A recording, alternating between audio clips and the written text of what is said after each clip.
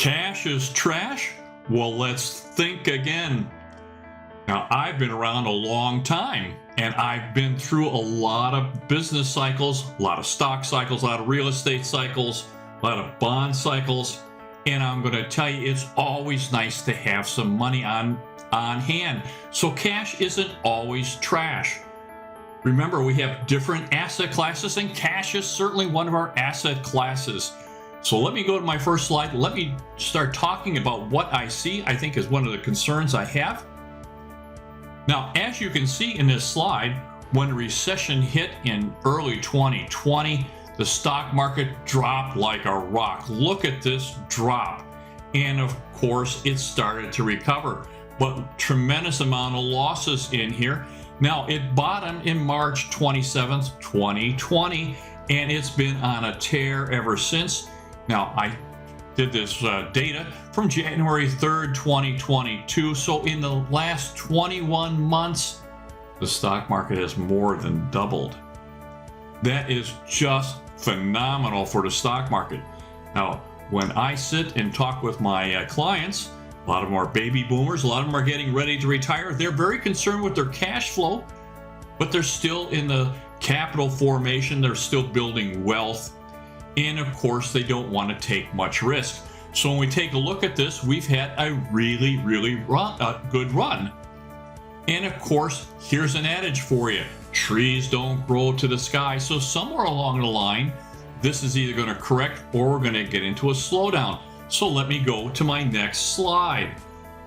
Now, oftentimes when I'm sitting with my clients, we take a look at what your allocations are. We look at it as an integrated asset approach. So we look at what you have in the way of stocks and bonds, and of course, real estate. Now, we don't advocate that you have all your money in real estate.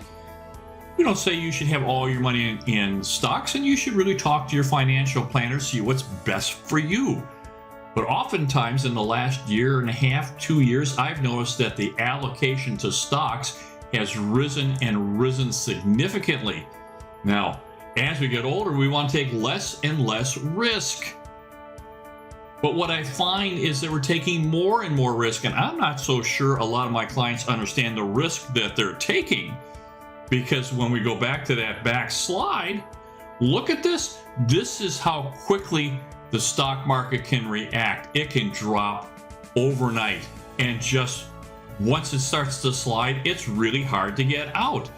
So if your allocation is 100%, and I'm going to tell you, more than one of my clients is at 100%. They are really overweighted in stocks. Talk to your financial planner and find out how much risk that you're taking. Because let me go to my next slide. If you've been following my work, we've been talking about the fact that the market exploded out of the COVID, just exploded. We went to extraordinary heights. The industrial production just went crazy, and it peaked. And here we are, you can see it's slowing. And for the last 3 or 4 months, we've been talking about the fact that the market, the industrial production, is slowing. Now, we're not looking at a recession, but we are looking at it slowing. And you can see it coming from these lofty heights, and it's coming back down. Now, on the next slide, we just got this 2 or 3, 4 days ago from Zero Hedge. We had a huge employment miss, and we thought we were going to get over 400,000 jobs in December. It was only 199,000 new jobs. December, again, another huge employment miss. They thought they're going to get almost 500,000 jobs in November, only 210,000. Now, that's not only 210,000, but what this is saying, if you look at the JOLTS report, is that we're probably back to full employment. That those that want to go back to work are back to work. There's lots of jobs around, but there's no employees to finish them. So we're at full employment. So you can't see these employment numbers coming up.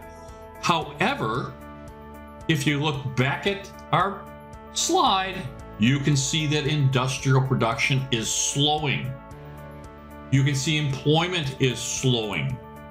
The economy is slowing. I'm not calling for a recession by any means, but I am saying that the market is slowing.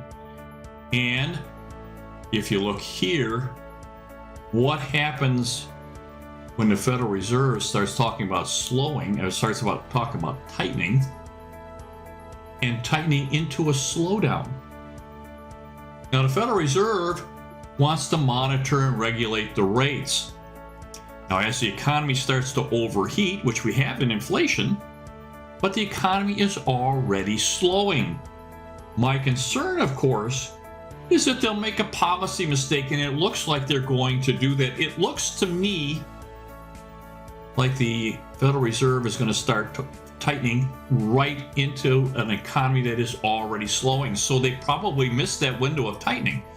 They should really be starting to think of adding some liquidity, because the market is quieting down. And what happens when the market slows down? You can have a 40% hit almost overnight. And my concern is that if you have a 40%, now this is not an unusual thing. We've had almost 120% increase in your stock portfolio in 2 years. Could you lose 40%? Absolutely.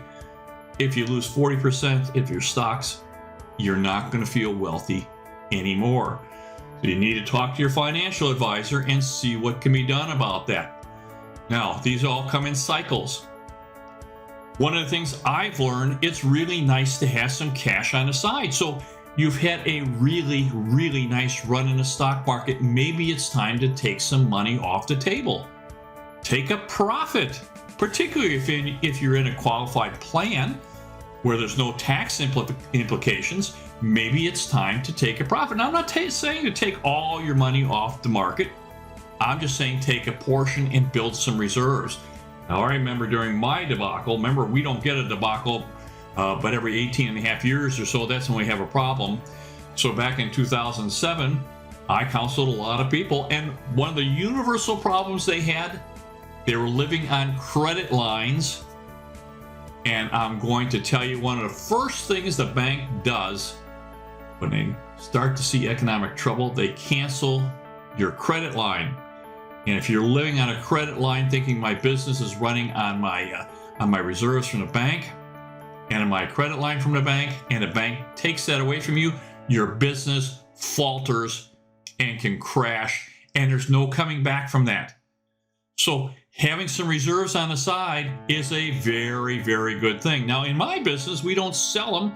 We refinance and take some of our gains out. So we always still own the asset, but we've taken some of the profits out of it. Now, I'm a free and clear guy. I like to get these properties down to free and clear, but every once in a while we have to take some profit out of one or two of our properties to put some cash on the side. And also, once we take some of these profits out of our properties, it gives us an ability to buy other assets and maybe change your allocation, which, if you're counseling with me and you're really overweighted in stocks, you may want to start thinking of changing some of your allocation. Talk to your financial advisor, of course, but you may want to start changing some of your allocations. So let me go to my next slide. Now, what allocations can you use? Now, I don't mean to be really self-serving on this. We certainly want your business, but there are those times when one asset class is better than another asset class to be in. Now, as you know, I interviewed Charles Nenner, and he allowed me to use this slide from him. This is going back to his proprietary research, and this is for January 20th of 22. It shows that Toll Brothers, which he's using as a proxy for the real estate industry, is going to bottom in the equities market. And then it's going to go off from here. That is going to go into a more aggressive period, and that would be considered we're starting to go into the explosive phase. Not there yet, but we're starting to go into the explosive phase of the real estate cycle. So here's an option for you. Now, I'm going to show you my cycle in just a second, but Charles Nenner, who's an international cycle researcher, is saying that here's an opportunity for you to maybe transfer some of your stock portfolio into a separate asset class. And of course, the real estate really is a separate asset class. We're completely different than the equities market and the bond market. We're in a real asset, and of course, this gives you cash flow as well as capital gains. So let me go to this is just my proprietary cycle, and of course, it's a simplified. It's certainly nothing like Dr. Nenner's, but we're here We're finishing. This is the accumulation phase. We are finishing that phase, and we're going to go into the explosive phase where prices really get going and really explode. Now, let me go back to this last slide. Look at this. Now, that's saying sliding. Mr. Nenner's also got the same thing on his, is that we see a really, really explosive phase for Toll Brothers, and we can extrapolate that to the real estate industry. So we have an opportunity here. We have an opportunity. So if the economy slows down, it's going to take a few buyers out of the marketplace, and it's going to give you an opportunity to buy some properties that maybe we wouldn't have had before. So I think things are going to slow down a little bit. I'm not calling for recession, but I do think it's going to slow down. And I think that we have in front of us a very, very good market in the real estate industry. Now, I say this so that you can talk to your financial advisor and see if it's a wise decision for you to change some of your asset allocation around.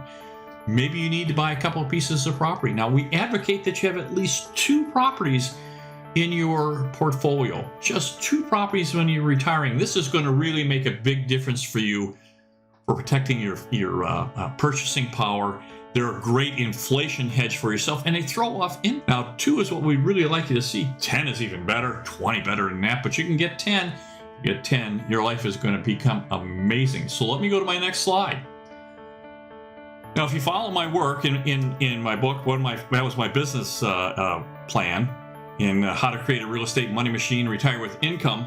We talk about buying 1 house every year, just every year, kind of like income averaging into the real estate market.